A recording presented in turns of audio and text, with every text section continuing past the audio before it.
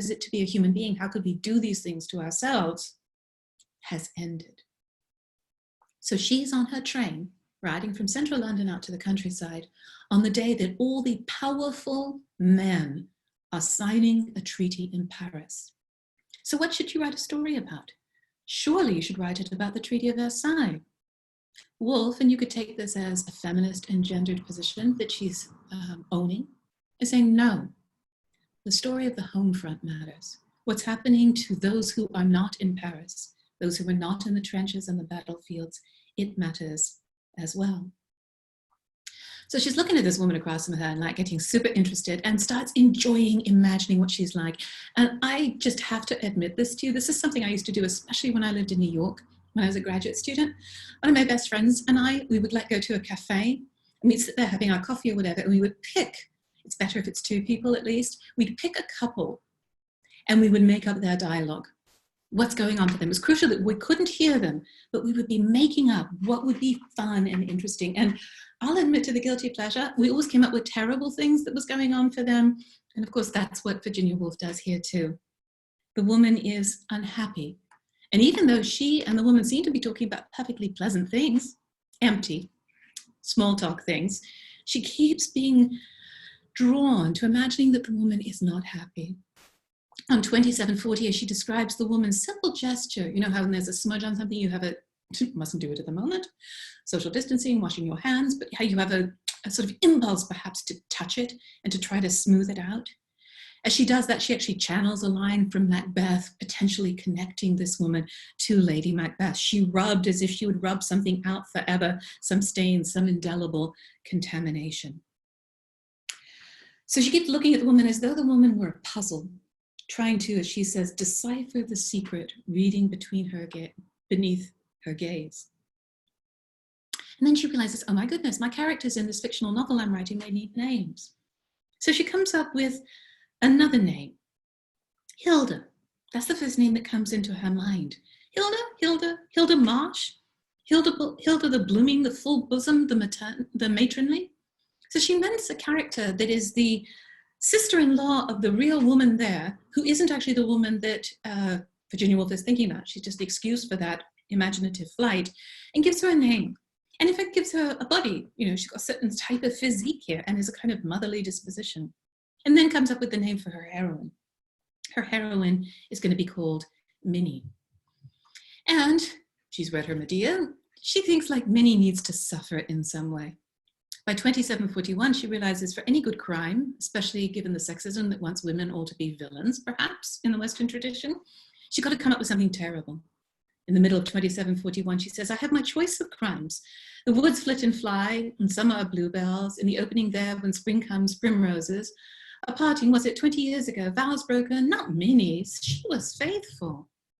So she starts trying to imagine what's Minnie's issue. It's like, oh, all women are supposed to be untrustworthy. You remember that from 1001 Nights. You remember that from Shakuntala. She's like, no, my Minnie, this woman I've invented, she's not the kind of person who would step out on her spouse. And then she comes up with a nice modern crime, not a huge one, not terrible things like what we get in Hamlet or what we get in Medea, but a small one. And the anecdote is that Minnie has stayed out too late. She got distracted looking at some pretty ribbons, decorations for her, fashion. And she stays too long at a shop. And then she doesn't get home quite in time. And then, here's the line, she runs, she rushes, home she reaches, but too late. Neighbors, the doctor, baby brother, the kettle scalded, hospital dead, or only the shock of it, the blame. Oh, but the detail matters nothing. She's like, that's a modern tragedy. Leaving a child who might get harmed because you're not at home to take care of them. You don't cut your children up into small pieces anymore, but is there any less sorrow around the lonely child left at home in a dangerous environment? As she goes through, she'll invent a whole cast of characters, imagining that each of the faces around her is a text that she can read in order to create something fictional and marvelous. At the bottom of 2742, a particularly lovely sentence to reflect on. She says, but the human face at the top of the fullest sheet of print holds more, withholds more. Are human beings like texts, and are our faces something we can read, or are they also a place where we can keep our secrets? She creates another character, James Moggridge, and people have often found this the most striking image in the whole story. On 2744, she talks about what happens in novels, and that is that novelists kill their characters. And she invites us to think on what it means to be entertained by reading about people being harmed, directly referencing all those who've lost their lives, all those who've been horribly injured in the war, and all those people on the home front whose loss is reflected in that as well. So as she's thinking about Moggridge, so not a woman who would have stayed home and not seen active duty unless perhaps with a medical corps or something like that, she describes Moggridge in a way that's almost like something out of Baudelaire. It's so disturbing and vivid. I'm in the middle of 2744, where she says, describing his body and his suit especially, the enormous stability of the fabric, the spine tough as whalebone, straight as an oak tree, the ribs radiating branches, the flesh tarpaulin, the red hollows, the suck and regurgitation of the heart, while from above meat falls in brown cubes and beer gushes to be churned to blood again, and so we reach for the eyes. People have referred to this paragraph as the X-ray description of someone. We see inside his body as though, in fact, this is probably the source of the image, as though he were laid out on a surgeon's table having surgery. We see his inside. And of course, again, World War I was so important for the number of injuries, and especially the number of people who were injured, who were able to be partly restored, but then had to come back with terrible PTSD, physical and psychological trauma. We see inside, and we get this medical, surgical, like a field surgeon trying to save an injured soldier. So they make their way along on the train. And of course, eventually, it turns out that the stop is earlier for the companion on the train, for Minnie Marsh, so-called Minnie Marsh. And they make their way back. At the bottom of 2745, we even have an official reference to the breach, which is a technical term from the First World War about jumping in, also a line out of Shakespeare. But she needs a denouement. She needs a crisis, as she calls it, at the top of 2746. And so they exchange a simple conversation. What's your stop? What station are you getting off? Beg your pardon. Yes, it's Eastbourne. So it's all really banal. We're reminded that nothing is going on. They're having small talk about nothing now, about what station people are getting off with you. And then we get in the square brackets, give it away. But Minnie, though we keep up pretenses, I've read you right. I'm with you now. So Minnie Marsh, the imaginary person, is getting off the train. And actually says specifically the person collecting her is her son. And there's one last moment where, knowing what gets said about women and trains, it's actually a reference to Anna Karenina, to a Tolstoy novel in some ways. Our narrator, Virginia Woolf, yells out with the dot, dot, dots, just like Hamlet, a strange young man, stop, I'll tell him, Minnie, Miss Marsh.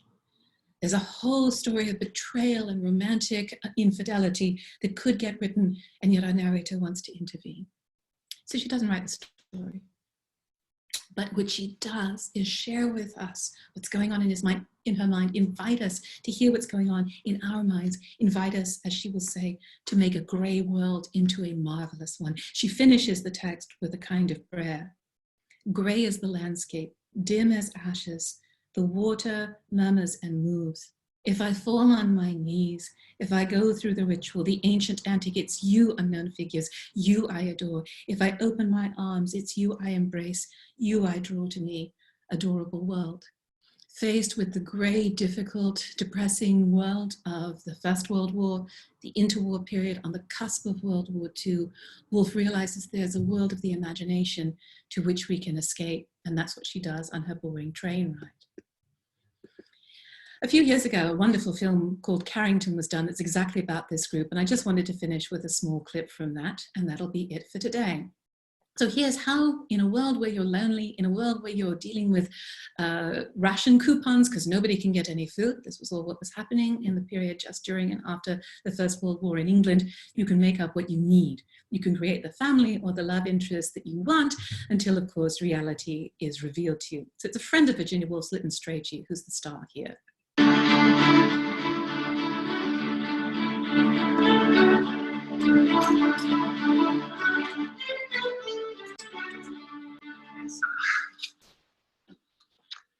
I'm dropping. The kettle's on.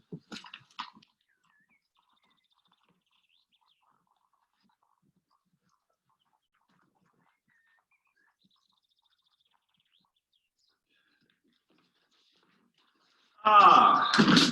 Hi. I'm afraid we're fending for ourselves this weekend. The servants are off till Monday. Oh, dear. We put you in the front bedroom. Fine, Mr. Dunn.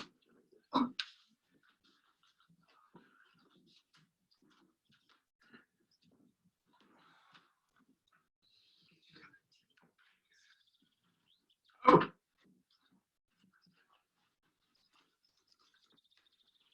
I brought you my ration cards.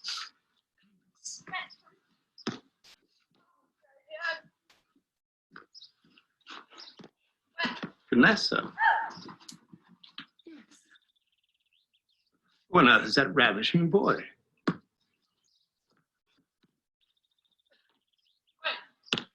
take it you're not referring to either of my sons. No.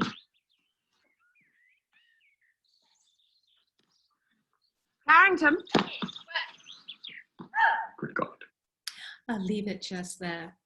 So in any given moment of loneliness, you can imagine the person and the experience that you need. Of course, one moment later, it all turns around and you see something very different as reality intrudes.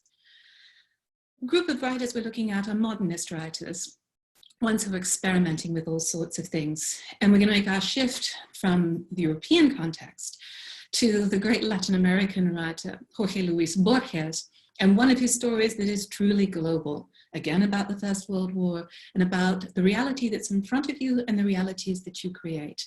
I hope that you're able to imagine things that will keep you safe, that will keep you calm, that will keep you in the most positive of possible attitude towards how challenging things are just at the moment. And I look forward to connecting with you next week as we have a look at the Garden of Forking Paths. Thanks as ever for your attention. Be well, have great ends of the week, and also great weekends. Bye-bye.